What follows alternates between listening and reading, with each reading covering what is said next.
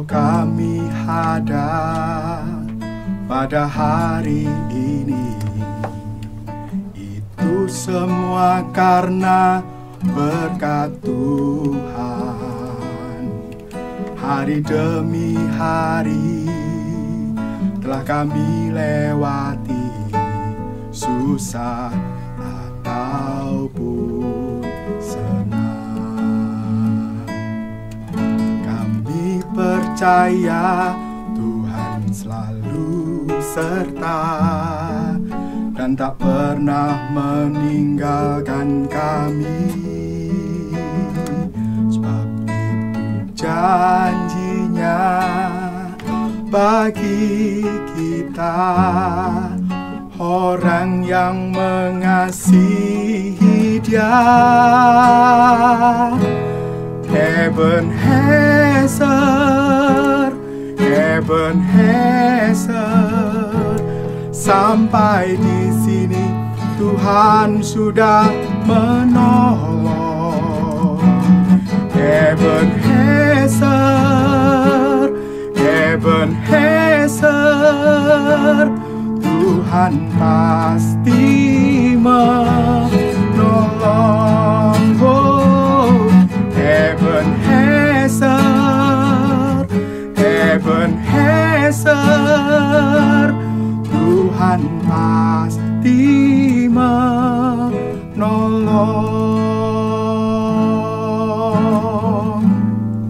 Haleluya, haleluya. Selamat pagi Bapak Ibu, Saudara yang terkasih di dalam Tuhan Yesus Kristus. Selamat bertemu kembali di menu sarapan GPDI Situbondo.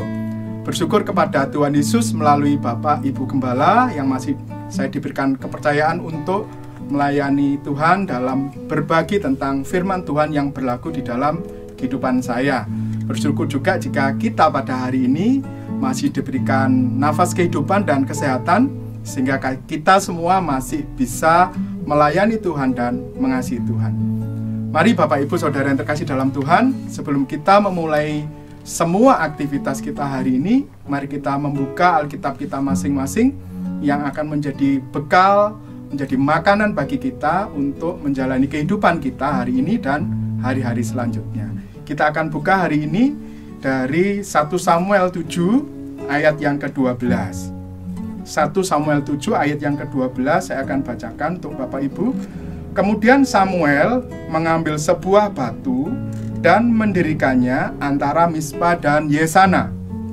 Ia menamainya Ebenezer, katanya, sampai di sini Tuhan menolong kita. Amin. Haleluya. Bapak Ibu Saudara, Ebenezer atau tema-tema tentang Ebenezer atau batu penolong sering sekali kita dapatkan dalam kehidupan sehari-hari, di dalam firman Tuhan atau di dalam kita merenungkan firman Tuhan dalam kehidupan kita. Tapi hari ini kita akan mencoba untuk mengingat kembali tentang Ebenezer ini.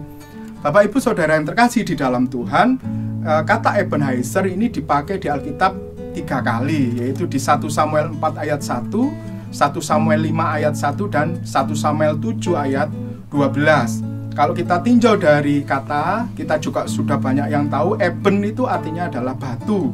Kita bisa cari dari salah satunya dari Kejadian 28 ayat 11, dan Heiser itu artinya penolong di Kejadian 2 ayat 18.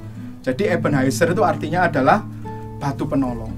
Kalau kita tinjau dari satu perikop di 1 Samuel 7 itu kita judulnya di situ perikopnya adalah orang Filistin terpukul kalah dekat Mispa.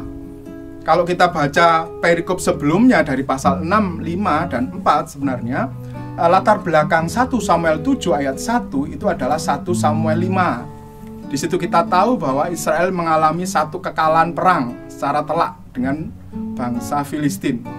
Kenapa dikatakan telak? Yang pertama, mereka kalah secara fisik. Jadi banyak sekali tentara-tentara atau bala tentara Israel yang terbunuh. Tapi ternyata lebih dari itu kekalahannya, yaitu adalah tabut perjanjian juga dirampas. Kita tahu bahwa tabut perjanjian itu adalah sebuah bukan hanya simbol, tapi adalah sebuah keyakinan bahwa Tuhan itu ada dan Tuhan itu menyertai. Jadi ketika tabut perjanjian itu diambil, jadi bangsa Israel pun juga merasakan bahwa Tuhan itu tidak hadir di tengah-tengah mereka. Nah, kalau kita baca secara lengkap dari 1 Samuel 7, dari ayat yang pertama sampai ayat yang ke-14, kita tahu bahwa meskipun sudah dirampas oleh bangsa Filistin waktu itu, terus tabut perjanjian itu terus kemudian tidak ada di tengah-tengah bangsa Israel, tapi terus kemudian dengan adanya sebuah kejadian yang istimewa, akhirnya tabut itu akhirnya juga kembali. Tapi meskipun kembali, kalau kita lihat di ayat yang kedua, 1 Samuel 7 ayat yang kedua, sejak saat tabut itu tinggal di Kiryat Yearim, berlalulah waktu yang cukup lama, yakni 20 tahun, dan seluruh kaum Israel mengeluh kepada Tuhan. Kita tahu ternyata tabut perjanjian itu juga kembali akhirnya. Tapi ternyata mereka sama sekali tidak merasakan bahwa Tuhan itu hadir. Tidak ada sama sekali mereka merasakan bahwa bangsa Israel merasakan pertolongan Tuhan. Meskipun tabut perjanjian itu sudah ada. Jadi sama saja ketika dirampas, mereka juga merasakan Tuhan itu tidak ada. Tapi ketika tabut itu ada di dalam tengah-tengah mereka, mereka juga tetap tidak merasakan itu. Dan ketika seperti itu, Samuel, kita lihat pada ayat yang ketiga, lalu berkatalah Samuel kepada seluruh kaum Israel demikian, jika kamu berbalik kepada Tuhan dengan segenap hati, maka jauhkanlah para allah asing dan para Asitoret dari tengah-tengahmu, dan tujukan hatimu kepada Tuhan, dan beribadahlah hanya kepadanya, maka ia akan melepaskan kamu dari tangan orang Filistin. Masalah terbesar orang Israel waktu itu adalah orang Filistin yang jauh lebih kuat dan juga jauh lebih banyak. Nah, itu yang terus kemudian menjadi sebuah ancaman bagi orang-orang Israel waktu itu. Dan ini merupakan sebuah keluhan, sebuah seruan. Kenapa kok selalu ada ancaman seperti itu? Dan akhirnya Samuel memberikan sebuah seruan kepada Israel. Ayo, ada beberapa poin yang kita tulis di sini. Berbalik kepada Tuhan, jauhkanlah para allah asing, para Baal, Asitoret, atau ilah yang lain, dan tujukan hatimu kepada Tuhan, serta beribadahlah hanya kepadanya. Dan yang luar biasa, Israel terus kemudian meresponi seruan dari Samuel itu, dan kita lihat dari Samuel 7 ayat yang berikutnya, Tuhan mengadakan sebuah hal yang luar biasa, melakukan tindakan yang luar biasa kepada Israel. Dan kita lihat luar biasanya di mana? Luar biasanya adalah di 1 Samuel 7 ayat yang ke-10. Sedang Samuel mempersembahkan korban bakaran itu, majulah orang Filistin berperang melawan orang Israel. Tetapi pada hari itu Tuhan mengguntur dengan bunyi yang hebat ke atas orang Filistin dan mengacaukan mereka, sehingga mereka terpukul kalah oleh orang Israel. Yang dilakukan Tuhan cuma sederhana, mengguntur dengan suara yang keras, dan terjadi kekacauan di antara orang Filistin, dan orang Israel akhirnya bisa memukul kalah orang Filistin. Dan kalau kita baca dari sesudah itu, kita tahu bahwa Israel mengalami satu kedamaian yang luar biasa sampai selama Samuel hidup, maka Filistin itu tidak mengganggu lagi Israel. Bapak Ibu Saudara yang terkasih di dalam Tuhan, apakah di masa-masa kita sekarang ini kita mengalami hal yang sama? Kita mengalami kekalahan telak di dalam kehidupan kita, baik secara fisik maupun secara mental. Apakah kita sekarang sedang mengalami sebuah krisis dalam ekonomi atau dalam keluarga kita? Kita ingin bahwa kita belajar pada hari ini. Mungkin kita akan sama seperti orang Israel. Kita akan mencoba untuk mendengar seruan atau ajakan dari Samuel. Kita hanya beribadah kepada Tuhan. Kita tujukan hati kita hanya kepada Tuhan. Mungkin kalau sekarang Asitoret atau dan sebagainya itu di dalam kehidupan kita tidak ada wujud secara patung, tapi mungkin pekerjaan kita, ya, uang, atau kita ingin mengejar uang dan harta benda yang lain, dan itu akhirnya merampas kita dari hadirat Tuhan.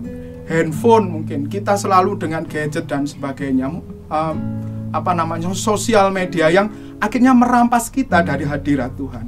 Itu adalah Baal-Baal dalam masa modern kita. Mari kita, Bapak Ibu, kita meresponi dari Samuel di dalam ketika mengajak orang Israel untuk kembali kepada Tuhan. Kalau di dalam kehidupan kita bisa lihat setiap pertolongan Tuhan yang sudah terjadi di dalam kehidupan kita. Kita meresponi sebuah seruan dan kemudian kita berbalik kepada Tuhan, dan kita selalu melihat batu pertolongan Ebenezer yang sudah Tuhan berikan di dalam kehidupan kita. Bapak Ibu Saudara, firman Tuhan ini berlaku di dalam kehidupan saya ketika saya sebagai guru PNS waktu itu tahun 2009. Saya tugas dari kota tinggal saya ini ke tempat saya kerja itu sekitar 36 kilo. Dan karena rumah saya di sini, di Situbondo, saya akhirnya naik sepeda motor. Nah, di dalam setiap hari saya berangkat itu membutuhkan waktu sekitar 30-40 menit. Nah, itu saya lakukan dengan sepeda motor itu. Dan ajaibnya Bapak Ibu bahwa di Jalan Pantura itu sering terjadi kecelakaan. Nah, di dalam 4 tahun saya di SMK Subo, itu dari tahun 2009 sampai 2013, sering sekali saya melihat ada sebuah kecelakaan. Tapi kecelakaan ini sudah terjadi dan saya lewat. Atau saya lewat dulu baru kecelakaan itu terjadi. Dan satu kejadian yang mengerikan adalah ketika saya melihat sendiri di depan saya, itu jarak 30 detik dari saya, ada bis itu terus menabrak seorang sepeda motor dengan 2 bapak dan 2 anaknya, sampai terus kemudian terpental mereka, dan kemudian mesinnya sepeda motor itu tertinggal di jalan, jadi terlepas dari sepeda motor itu. Bapak Ibu bayangkan kalau seandainya saya 30 detik lebih cepat, mungkin saya juga akan menjadi korban. Tapi saya bisa menandai bahwa itu adalah salah satu batu pertolongan dalam kehidupan saya. Ada berapa banyak batu pertolongan yang Bapak Ibu alami di dalam kehidupan Bapak Ibu. Bapak Ibu bisa melihat mungkin ditolong ketika anak kuliah, ketika terus kemudian mendapatkan sebuah masalah di dalam ekonomi dan sebagainya. Diingat setiap batu pertolongan yang Tuhan sudah berikan, dan itu semua akan selalu menarik kita kembali untuk selalu ingat kepada Tuhan, selalu ingat atas kebaikan Tuhan. Bapak Ibu, bukan sebuah kebetulan kalau lagu ini, yaitu Ebenezer, itu ditulis tahun ini. Saya ambil dari akun Instagram yang resmi. Jadi Ebenezer yang versi lagu yang saya baca tadi itu ditulis saya bacakan aja dari akun Instagramnya. Saya ambil Ebenezer ditulis tahun 1996 oleh Pendeta Hani Paulus di @hanikong GPDI Mahanaim Tegal. Lagu ini terinspirasi dari kesaksian pribadi Pendeta Hani Paulus sebagai hamba Tuhan dan merupakan bentuk ucapan syukur atas pertolongan Tuhan, terutama keselamatan dari Tuhan atas keluarga beliau. Apapun kondisi yang sedang beliau alami, dalam susah ataupun senang, pertolongan Tuhan selalu nyata. Biarlah lagu ini menjadi berkat bagi kita semua, bahwa kalau kita ada sampai hari ini, semuanya hanya karena Tuhan.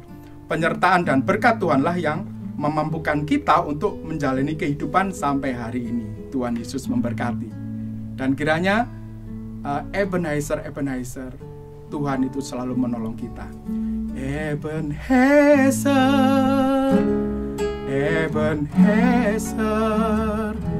sampai di sini Tuhan sudah menolong. Ebenezer,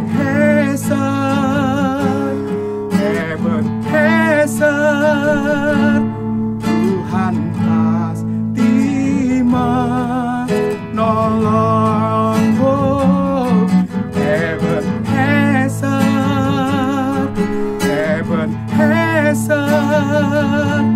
Tuhan pasti menolong. Tuhan Yesus memberkati.